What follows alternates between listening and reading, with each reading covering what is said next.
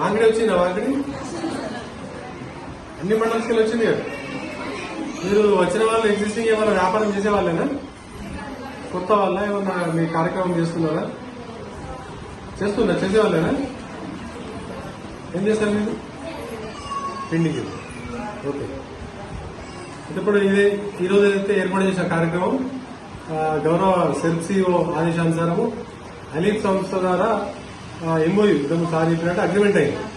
అంటే జిల్లా మేడం సెర్సిఓ అయిన తర్వాత వినూత్నంగా రకరకాల కార్యక్రమాల్ని పెద్ద మొత్తంలో మహిళలకు అందించడంలో భాగంగా అలీఫ్ సంస్థలో అగ్రిమెంట్ అయింది.